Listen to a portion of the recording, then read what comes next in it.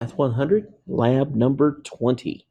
Vertex and X-Intercepts, what we're going to focus on in this lab. So standard form for a quadratic function, f of x or y equals ax squared plus bx plus c.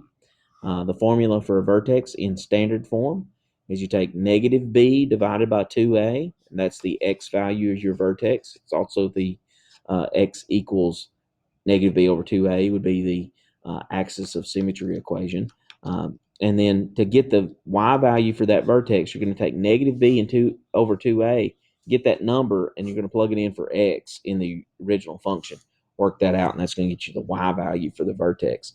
To find the x-intercepts, you're going to set the equation equal to 0, and then either solve it with factoring or quadratic formula are usually the ways you're going to do that. If a quadratic is in vertex form, it's in this form, f of x or y is equal to a parentheses x minus h quantity squared plus k.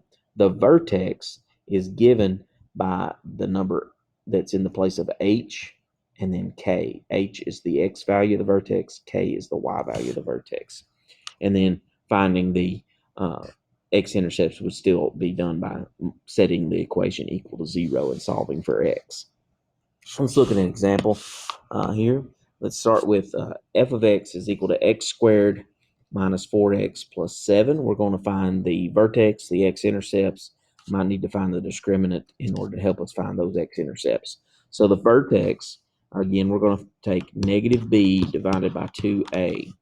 So that would be what the x value of the vertex would be. So we're going to take opposite of negative 4 is 4 divided by 2 times 1. So 4 divided by 2 is 2. So the value of the vertex is 2. X value of the vertex is 2. Let's find the y value by finding f of 2. So that's 2 squared minus 4 times 2 plus 7. So that's 4 minus 8 plus 7.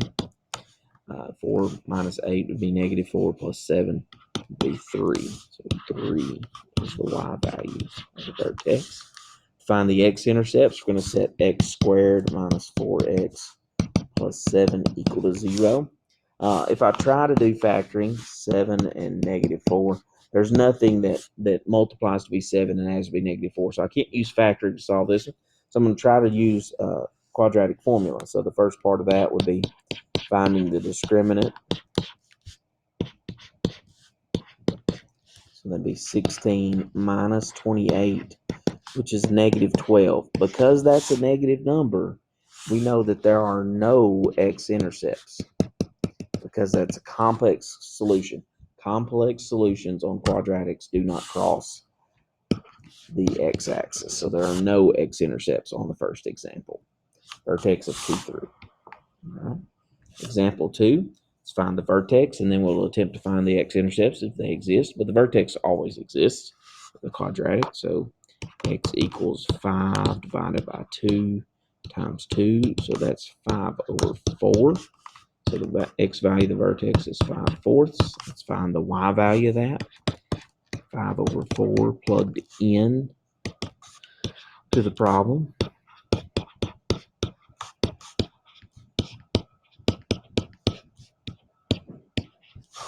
So calculator can help us do that. 2 parentheses 5 over 4 squared minus 5 times 5 over 4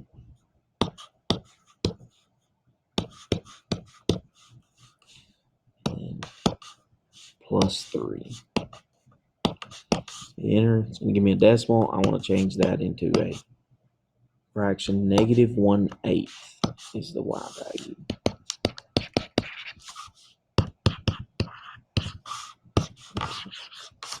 And then x-intercepts, we're going to set this equal to 0. 2x squared minus 5x plus 3 equals 0. I'm going to try factoring because I'm pretty good at it. 2 times 3 is 6. It had to be negative 5. So negative 3 and negative 2 does that. So allow me to do the factoring. 2x squared minus 2x minus 3x plus 3 equals 0, and I would group first two together, 2x in common. Second two together, have a 3 in common. 2x minus 3 and x minus 1 are my factors. I would take those and set them equal to 0. So this would be x equals 3 over 2. X equals 1 are my x-intercepts for example 2. Right. Example 3, we have x squared minus 9.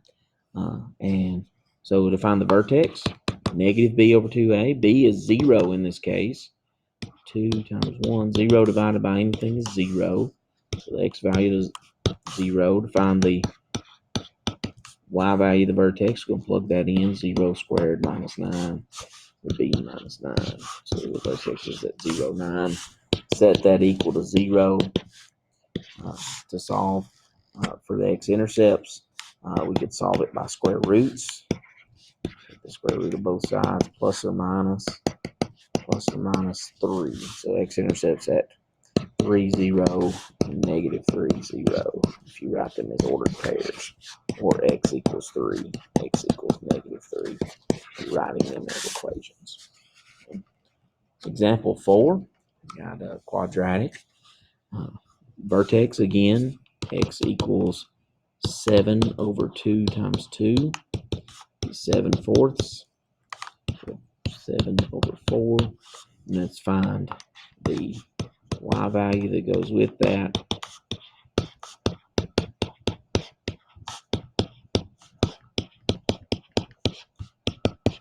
And so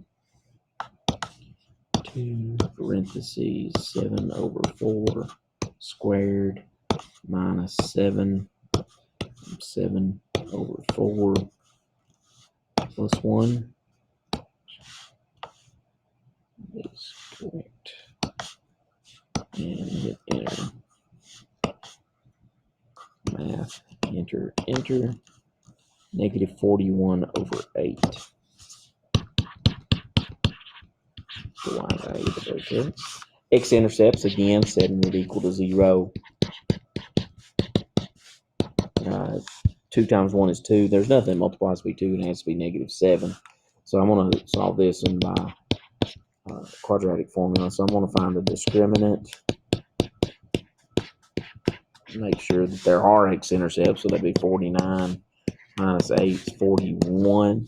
And there are, because that's a positive number. So we know that there are 2 x-intercepts in this case. So they'd be found by taking 7 plus or minus the square root of 41 divided by 2 times 2. Be 7 plus or minus the square root of 41 over 4. So our x-intercepts are at x equals 7 plus the square root of 41 over 4. And x equals 7 minus the square root of 41 over 4. And if you were going to plot that on the coordinate plane, you would want to get the decimal equivalents of those so that you could estimate where they needed to be. All right. Example 5, we want to find the vertex only of this particular quadratic. It's in vertex form. Remember, is f of x equals a parentheses x minus h squared plus k. Well, the vertex is hk. So in this case, h is here, and this is k. So the vertex, when it's in this form, 7, negative 4, and that's it. In example 5, and example 6, you got something it doesn't look like vertex form, but if I put plus 0 on the end, it does. And you remember it's a x minus h squared plus k. So our vertex, because that's a minus in the general form there, it's the opposite of that. So the vertex would be at negative 5, 0 for this particular one. And that would be lab number 20.